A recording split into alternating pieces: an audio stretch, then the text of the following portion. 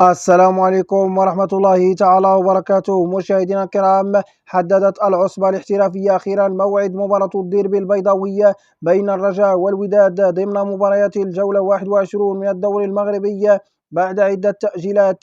ويحتل الرجاء الرياضي المركز الرابع في جدول ترتيب الدوري المغربي برصيد 33 نقطة بفارق 9 نقاط كاملة عن الغريم التقليدي الوداد الرياضي ثاني الترتيب، بينما يحتل حامل اللقب الوداد المركز الثاني برصيد 42 نقطة من 20 مباراة بفارق نقطتين عن المتصدر نادي الجيش الملكي.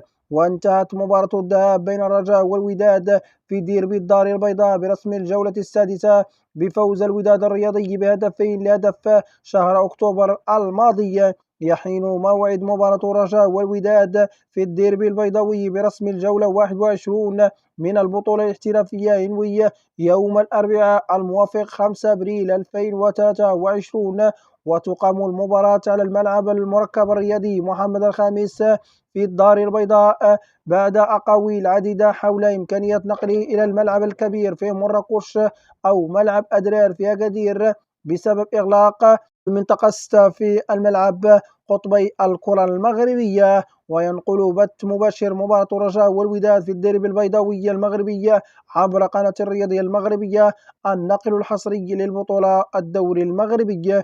وتنطلق مباراة الرجاء والوداد في الديربي البيضاوي الرمضانية بداية من الساعة 10 ليلا بتوقيت المغرب تونس والجزائر، والثانية عشرة ليلا بتوقيت مصر، والواحدة صباحا بتوقيت السعودية. كان هذا كل ما يخص حلقة اليوم. إذا أعجبكم محتوى القناة المرجو والاشتراك وتفعيل زر الجرس ليصلكم كل جديدنا. سلام الله عليكم.